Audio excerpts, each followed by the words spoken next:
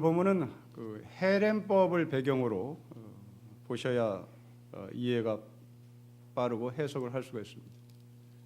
그 헤렘법이라고 하는 것은 신명기 20장을 근거로 나온 법인데요. 하나님께서 시작하신 전쟁은 어떠한 생명체도 또한 어떠한 건물도 남겨둬서는 안 된다. 모두 다 없애버려야 되고 모두 다 파괴시켜버려야 한다. 이것이 신명기에 나오는 하나님께서 명령하신 헤렘법입니다. 단 조건이 하나 있는데요. 그렇게 헤렘법을 시행하기 전에 평화를 선포하고 서로 평화 조약을 맺기를 원하면 헤렘법을 시행하지 않아도 좋다. 이것이 하나님의 명령입니다. 지금 이스라엘 백성들은 아말렉하고 전쟁을 치릅니다. 하나님이 이 아말렉에게 헤렘법을 적용해라. 모든 생명체는 다 죽여라. 그리고 모든 건물은 다 파괴시켜라. 전리품을 절대 손에 들고 오지 말아야 한다. 이것이 하나님께서 사울에게 명령하신 겁니다. 근데 이 사울은 이 법을 청종하지 않았습니다. 듣지를 않았습니다. 여러분, 이 헤렘법이 오늘 이 시대에 적용될 수 있을까? 충분히 적용될 수 있고 충분히 적용해야만 합니다. 예를 들면 어느 마을을 재개발을 한다고 합시다. 재건축을 한다고 합시다. 그때 거기에 이미 살고 있었던 사람들과 또한 그 동네를 밀어서 새 건물을 지으려고 하는 사람과의 전쟁이 벌어집니다. 그 현실에서 헤렘법을 적용하면 하나님 우리에게 어떤 메시지를 전달할까요? 그 동네를 만일 건물을 다 쓸어버렸다면 거기에 더 이상 건물을 짓지 말라 이 말입니다. 그러니까 내버려둬라. 이게 헤렘법의 정신입니다. 우리는 1996년에 삼풍백화점이 무너진 끔찍한 사건을 기억합니다. 헤렘법을 적용하면 만약 그것이 하나님의 심판이었다면 그리고 우리가 그 장소를 헤렘법으로 적용했다면 그 자리는 내버려둬야 되는 겁니다. 공원을 만들든지 공유지를 만들어야 됩니다. 그러나 지금 그 땅은 초고층 아파트가 올라갔죠. 용산 참사가 10년이 지났습니다. 헤렘법을 적용하면 그건 손대면 안 됩니다. 그러나 우리는 그 땅이 노른자 땅이라는 걸 알기에 거기에 손대지 말라는 헤렘법을 적용하고 싶지 않지요. 이게 사울의 마음이었고 곧 우리의 마음입니다. 하나님의 전쟁은 성스러운 전쟁이고 그 성스러운 전쟁이란 말은 그 가운데 어떤 인간의 욕심과 인간의 욕망이 개입돼서는 안 되는 것이죠. 이런 의미에서 하나님은 신명기법에 모든 생물체를 그리고 모든 건물을 다 파괴해라. 어떤 사람도 살려줘서는 안 된다. 그 사람을 살려서 노예로 잡아가 너의 이익을 챙겨서는 안 된다. 그 건물을 너희가 챙겨서 그 건물에서 반사이익을 얻어서는 안 된다. 양과 소들을 전리품으로 잡아 너의 재산을 늘려서도 안 된다. 하나님의 명령하신 성스러운 전쟁 헤렘법은 모든 것을 다 죽이고 빈손으로 집으로 돌아가야 한다. 그러나 사울은 탐심이 작동돼서 결국 이 헤렘법을 실천하지 못하고 왕의 자리에서 폐위되는 불운을 겪습니다. 자, 우리는 여기서 왜 이 사울이 하나님의 말씀을 듣지 않았을까? 하나님은 계속해서 이 말씀을 들으라고 말씀을 했습니다. 다시 한번 하나님께서 사무엘을 통하여 하신 말씀을 좀 짚어보겠습니다. 여러분 15장 1절에 하나님의 말씀을 들으세요. 청종하세요. 하렘법을 실천하세요. 그 메시지입니다. 그러나 19절에 청종하지 않았습니다. 사무엘이 하는 말입니다. 22절에 그의 목소리를 청종하는 것을 좋아하신 같이 순종이 제사보다 낫습니다. 하나님의 말씀을 들었어야 합니다. 자, 우리는 여기서 왜 그러면 사울은 하나님의 말씀을 들어야 하는가? 당연히 신앙인이기 때문에, 하나님께서 기름 부으셨기 때문에 우리는 하나님의 말씀을 들어야 된다. 자동으로 연결할 수 있겠죠. 하지만 사울이 하나님의 말씀을 들어야 할 이유는 그 사람의 배경을 이해하면 정말 이 사람이 하나님의 말씀을 듣지 않은 것이 얼마나 큰 실패고 잘못인지를 알 수 있습니다. 여러분, 우리가 사울을 정리해 보면 사울은 굉장히 영성이 부족했던 사람이죠. 여러분 기억하신지 모르겠으나 이 사울의 집에 양들이 집을 나갔습니다. 그 양들을 찾으러 이 사울이 자기 집에 있는 종과 함께 백방으로 돌아다니죠. 찾지를 못합니다. 해가 넘어갑니다. 그냥 빈털터리로 집으로 돌아오고 하자 옆에 있는 종이 말합니다. 이 동네에 하나님의 선지자가 있는데 그 선지자가 한번 물어보자고. 여러분, 적어도 사울 정도면 그 동네의 선지자가 누구인지를, 그리고 이 선지자 사무엘은 굉장히 유명한 사람입니다. 이 유명한 사람은 이름 정도는 알고 있어야 되고 이 사람이 어디에 살고 있는 정도는 알고 있어야 되는 거죠. 여러분, 한국의 크리스찬 중에, 교회를 다니는 신앙인 중에 조영기 목사님을 모르는 사람은 없을 겁니다. 뭐 이 정도면 되는 거죠. 이 사무엘은 조영기 목사를 뛰어넘는 아주 명망 있는 사람입니다. 그런데 사울은 여기에 관심이 없습니다. 그런 사람이 있었느냐고. 이름도 모르고 집도 모릅니다. 하찮은 종이 알아요. 하찮은 종이 사무엘을 알고 하찮은 종이 이 사무엘이 이 어디에 사는지를 알고 있습니다. 요즘 젊은이들에게 BTS를 아느냐, 이 질문과 똑같은 겁니다. 이 BTS를 모르는 젊은이는 아무도 없어요. 물론 K-팝에 전혀 관심이 없는 사람은 BTS를 모를 겁니다. 이 정도로 이 사울은 사무엘에 대한 관심이 눈코만 것도 없습니다. 사무엘의 집회도 가본 적이 없었겠죠. 사울은 사무엘이 말한 것에 대해서도 전혀 관심도 없었습니다. 또 하나가 있습니다.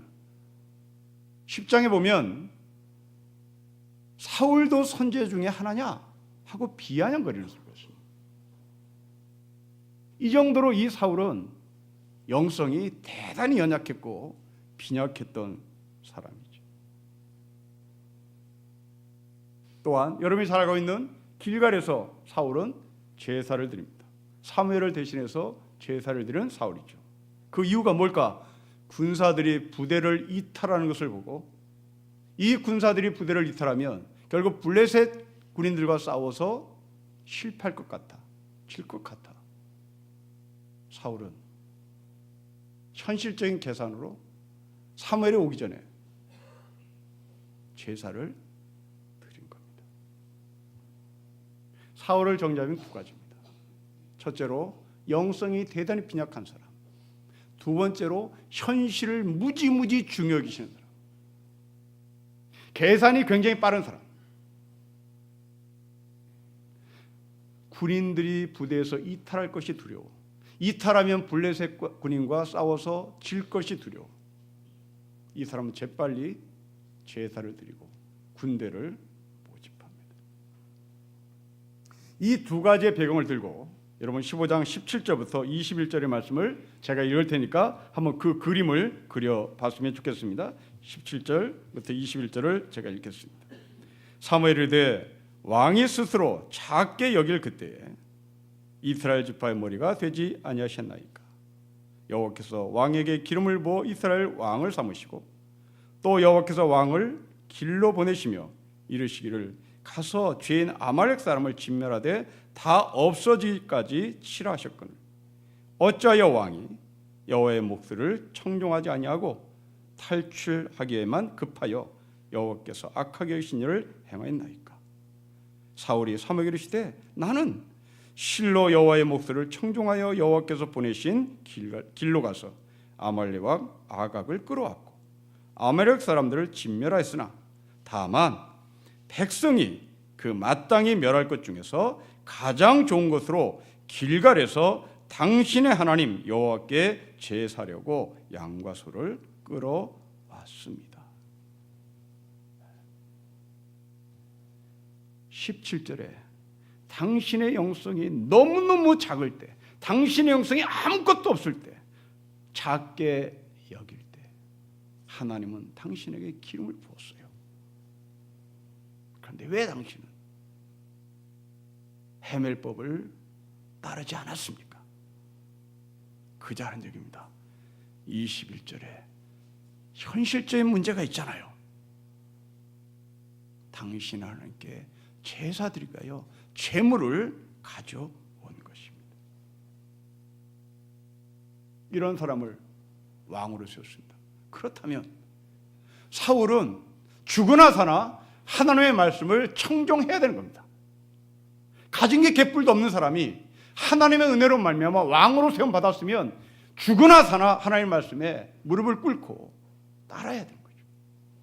자기 것이 이만큼만 있다고 한다면 하나님의 말씀을 청종하지 않아도 되겠으나 아무것도 없는 이 사람에게 하나님께서 왕으로 기름 부으셨으면 이 사람은 철두철미 하나님의 말씀을 따르고 순종했어야 합니다.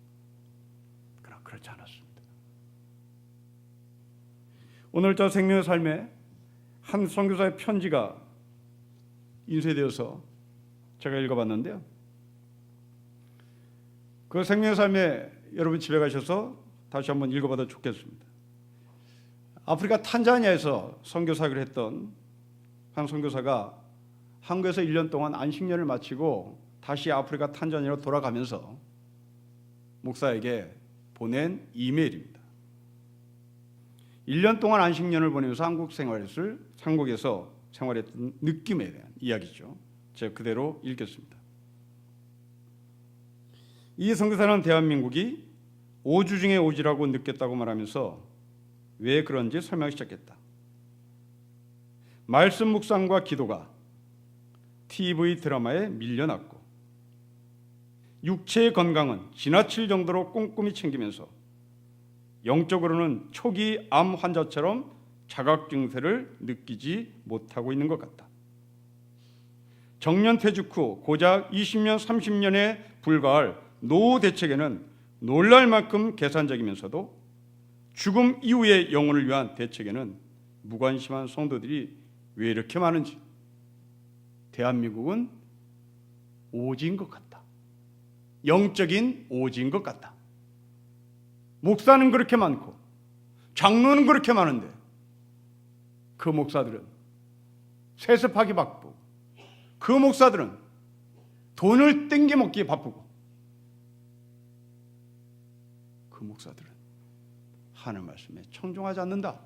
막 이런 얘기입니다. 성도 여러분, 하나님은 여러분을 사울처럼 아무것도 갖고 있지 못한 저와 여러분을 왕같은 제사장으로 삼으셨습니다. 그러나 이 선교사의 편지대로 우리는 TV의 드라마에 하나님의 말씀과 기도가 밀려났고 고작해야 30년, 40년 노후대책 거기에 기를 쓰면서 준비해 가지만 죽음 이후에 내가 지옥에 떨어질지 하나님 나라에 갈지에 대한 관심은 아무도 없습니다. 사울이 헤렘법을 지키지 않는 이유가 바로 여기에 있었던 것 같습니다. 현실이 하나님의 음성을 듣지 못하게 합니다. 영적인 무감각이 오히려 하나님의 영성을 더 깊이 추구하고 하나님의 말씀을 들어야 되는 노력과 애씀이 있어야 되는 불구하고 이 영성이 무감각한 사울은 왕이 되자 하나님의 말씀을 들을 수 있는 귀를 갖지 못합니다. 이 선사의 편지나 그리고 사울의 모습을 통해서 결국 우리를 봅니다. 오늘 신문에 죽어라 공부해도 죽지 않는다, 피말리는 대치전선이라는 제목을 달고 어느 한 신문의 기자가 글을 썼습니다. 죽어라고 공부해도 죽지 않는다, 피말리는 대치전선. 곧 학원가가 밀집해 있는 대치동에 대한 이야기입니다. 부산에서 한 고등학교 3학년 올라가는 학생이 겨울방학이 되자마자 대치동 학원 근처에 레지던스 방 하나를 잡았습니다. 아들을 뒷바지하려고 엄마도 같이 상경했습니다. 매일 아침마다 학원을 가기 위하여 학원 건물에 들어서 엘리베이터를 타면 그 엘리베이터는 이런 표어가 써 있답니다. 죽어라, 공부해도 죽지 않는다. 이 학생은 매일 아침 8시부터 밤 10시까지 학원에서 공부를 합니다.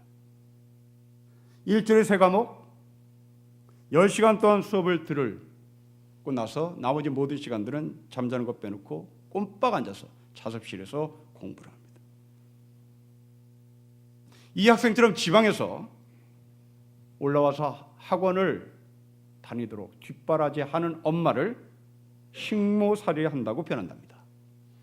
식모살이 엄마가 레지던스 방을 계약하고 한두 달 자식을 학원 다니도록 뒷바라지하며 자식을 잘 먹이는 일에 몰두하고 점심 도시락을 학원으로 나누고 밤 10시에 학원 수업이 끝나면 돌아오면 간식을 해 먹이는 것이 바로 한 2달 동안 지방에서 올라온 고3 학생의 엄마의 식모살이입니다. 같이 이 대치동 생활을 못하는 지방 부모는 별명이 학사라고 불린다는데 고급 고시원에 자녀를 맡깁니다. 한 달의 비용이 100만 원에서 120만 원. 아침 6시에 깨워주고 식사, 청소, 빨래 다 해주고 고향에 계신 부모님께 문자로 날려서 집 방에 잘 들어갔습니다. 그 서비스를 해주는데 100만 원에서 120만 원. 최근 대출을 받아서 대치동으로 이사 온 한 학부모는 빚내고 아이도 나도 고생하노니 그 돈 아꼈다가 나중에 아이에게 하고 싶은 거 하라고 하고 싶지만 자기 아이를 실패자로 만들 것 같아. 실패자로 만들면 죄인일 것 같아서 어쩔 수 없이 하고 있다고 얘기를 합니다. 여러분, 이 세 사람의 모든 공통점은 현실입니다. 그걸 왜 하는 말이죠? 현실인 걸 어떻게 하겠어? 이게 사울이죠. 지금 사무엘은 오지 않고 군사들은 빠져나가고 어쩌겠어? 가짜 제사라도 드려야지. 그래서 사무엘이 오기 전에 가짜 제사를 드린 거죠. 어쩌겠어?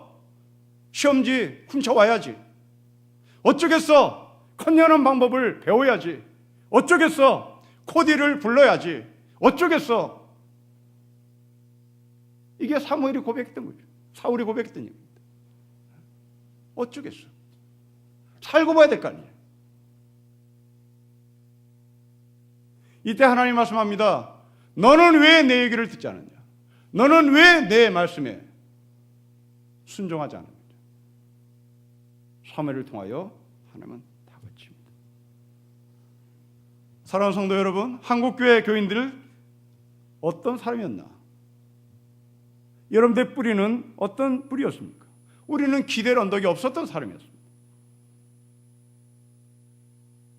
저 또한 기댈 언덕이 없는 사람이죠. 저희 집안에 목사 한 명도 없었습니다. 저희 집안에 사천 이내에는 장로가 없었습니다. 비빌 언덕이 없었어요. 저는 교회가 장로의 신학교를 나온 사람만 목사가 되는 줄 알았습니다. 기장이 있는지는 저는 몰랐어요. 선교가 있는지 감리가 있는지 저는 몰랐습니다. 오로지 내가 가야 할 곳, 저기 광나루 한강변에 있는 그 학교를 가야 목사가 되는 곳으로만 알았습니다. 영적인 감성도 떨어졌습니다. 대학 다닐 때 그렇게 기라성 같은 목사들이 채플에 와서 설교를 했건만 저는 그분들의 설교가 저에게는 감동이, 울림이 없었습니다. 조인규 목사도 왔다 갔고 다 왔다 갔습니다. 그러나 제 귀에 들리지도 않았습니다. 그런 제가 하나님의 기름을 받아 목사가 됐으니 나는 어찌하든지 죽으라고 하나님의 음성을 들어야 되는 거죠. 하렘법을 따라야 합니다. 내 욕심을 목회의 삶 속에 집어넣어서는 안 되는 거죠. 내 인간의 욕망을 교회 살림살이에 투영시켜서는 안 되는 겁니다. 성도 여러분, 교회 지도자 여러분, 하나님께서 여러분을 장로로 기름 부으신 이유, 권사로 기름 부으신 이유, 안수 집사로 기름 부으신 이유, 하렘법을 지키세요. 왕 같은 제사로 부르신 이유, 하렘법을 지키세요. 거기에 우리의 욕망을 집어넣지 마세요. 거기에 내 생각을 집어넣지 마세요. 거기에 내 욕심을 집어넣지 마세요. 그러면 왕 같은 제사장의 자리를 하나님께서 말씀하십니다. 폐유시켜 버리겠다입니다. 우리의 욕심이, 우리 욕망이 개입될 때마다 이 말씀을 기억해야 되겠습니다. 사울은 대단히 현실주의자였습니다. 대단히 실용주의자였습니다. 현실주의자였습니다. 그러나 우리 믿음의 선배들은 그러지 않았습니다. 바울을 보십시오. 당대 최고의 지식이었습니다. 당대 최고의 엘리트였습니다. 당대 최고의 가장 잘 나가는 사람이었습니다. 그대로 밀고 나갔다가는 이 바울은 오늘날로 국회의장이 될 사람이었습니다. 그러나 예수를 만나고 나서 그 모든 것들을 다 던집니다. 핍박을 받고 궁핍함으로, 그러나 그럼에도 불구하고 바울은 날마다 감사하고 기뻐하고 또 기뻐한다고 고백을 합니다. 바울은 선교사의 삶을 살면서 자기의 욕망을 그 선교사에게 집어넣지 않습니다. 자기의 욕심을 거기에 개입시키지 않습니다. 오직 복음 위에 다른 어떤 것도 자랑하지 않겠다고 고백하며 순수한 예수의 십자가의 보혈을 전했고 그렇게 살았습니다. 저는 우리 신림교가 그렇게 살았으면 좋겠습니다. 여러분의 교회 안에서 하시는 사역이 굉장히 복잡한 사역이 많은 것으로 알고 있습니다. 기억합시다. 잔재주 부리지 맙시다. 자기의 감정을 투영시키지 맙시다. 자기의 인맥관계로 사람을 들었다 놨다 하지 맙시다. 하나님의 음성을 들읍시다. 하렘법을 들어야 되겠습니다. 사울이 자신을 합리화하는 이유는 바로 현실이었고 어쩌겠어. 나만 그러나? 다들 그러는데. 이게 이 사울의 고백이겠습니다. 또 하나의 이 사울의 마음을 헤집고 들어가 왔으면 좋겠습니다. 20절, 21절을 우리 한번 같이 읽겠습니다. 시작. 사울이 사무엘에게 이르되 나는 실로 여호와의 목소리를 청종하여 여호와께서 보내신 길로 가서 아말렉 왕 아각을 끌어왔고 아말렉 사람들을 진멸하였으나 다만 백성이 그 마땅히 멸할 것 중에서 가장 좋은 것으로 길갈에서 당신 하나님 여호와께 제사하려고 양과 소를 끌어왔나이다. 나 순종했어요. 20절에 나 순종했어요. 부분적 순종을 했다는 거죠. 다만 21절에 백성이 당신의 하나님 여호와께 제사 드리기 위해서 제물을 갖고 왔을 뿐이에요. 그 칭찬받을 일 아닐까요? 그런 말이었겠죠. 그런데 이 사람은 차마 사무엘 앞에서 이렇게 말을 했지 이전에는 더 험하게 말을 했습니다. 여러분 15절 말씀 보십시오. 15장 15절에 사울이 이르되 그것은 그 소와 양들을 가져온 그것은 무리가 끌고 온 거예요. 자기 백성을 무리라고 말합니다.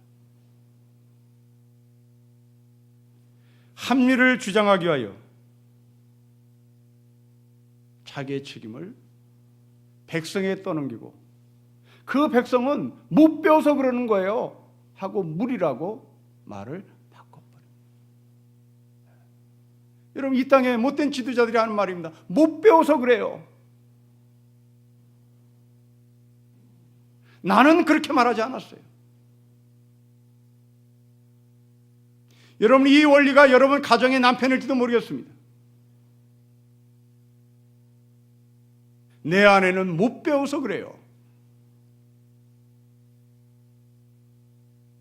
이 사울의 말은 저 멀리 있는 말이 아니라 우리 가정에서 흔히 사용되는 말입니다. 나는 열심히 밖에서 일하고 돈을 벌어다 줬는데 당신은 집에서 아이들을 어떻게 했길래 저 모양이냐고. 당신은 못 배워서 할 수 없지 뭐. 나는 열심히 일했는데 내 책임 아닌데 이건 당신 책임이라고. 그 책임을 떠넘기는 사울의 영성은 바로 우리 가정에도 흔히 찾아올 수 있습니다. 오늘 새벽기도 본문을 기억해 보십시오. 예수님이 하신 말씀입니다. 자기를 부인하고 자신의 십자가를 지고 예수님을 따라오라고 합니다. 자기를 부인하고 내가 최선을 다해도 그것도 나는 부족해요. 부인하시고 내가 있는 힘을 다해서 기도해도 그것도 부인하시고 나의 공을 나의 선함을 부인하시고 그리고 예수님이 말합니다.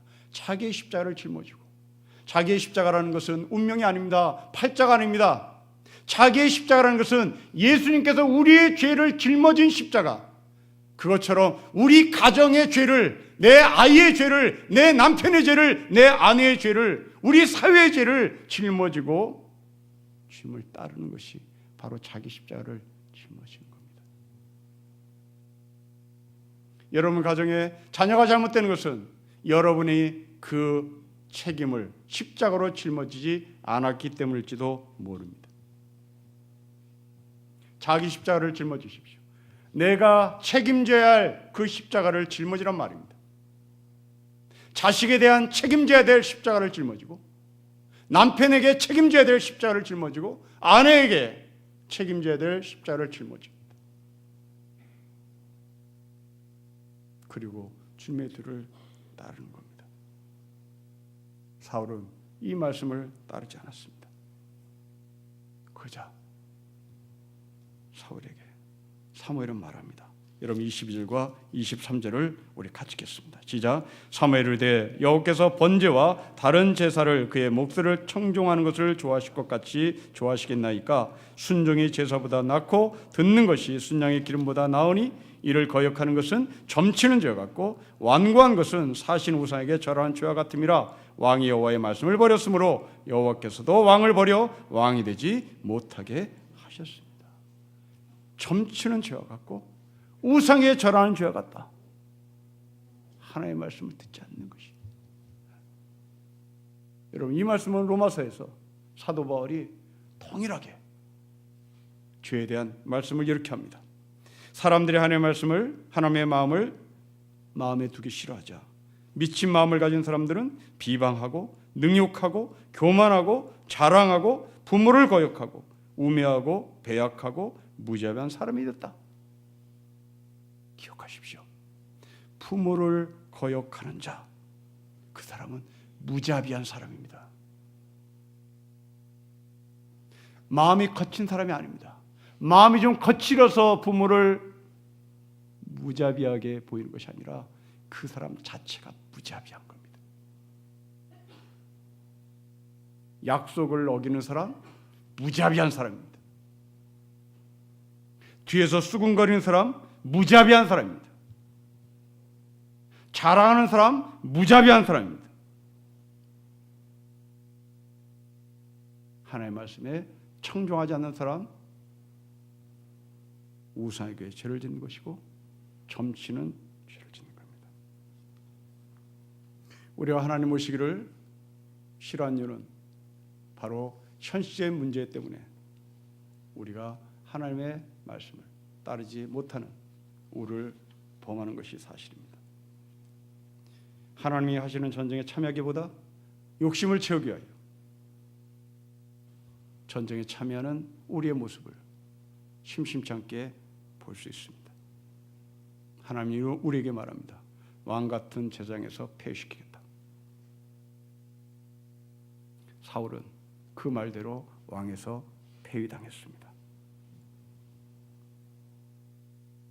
사울이 백성을 백성으로 보지 않고 백성을 무리로 본 것처럼 목사가 성도들을 계몽의 존재로 보고 계량의 존재로 본다면 그 목사는 더 이상 목사가 아니라는 말입니다. 아무리 작은 공동체 리더라 할지라도 그 리더는 사람을 자기 부하로, 사람을 무리로, 사람을 못 배운 존재로 봐서는 안 되는 겁니다. 특별히 이 가운데 자식이 꽤나 잘된 부모님에게 말씀을 드립니다. 그 시선으로 여러 번 자식보다 훌륭하게 되지 못한 사람을 비하해서는 안 됩니다. 그렇게 교육시키더니 그 꼴 봐라. 내가 그럴 줄 알았다. 그렇게 말해서는 곤란하단 말입니다.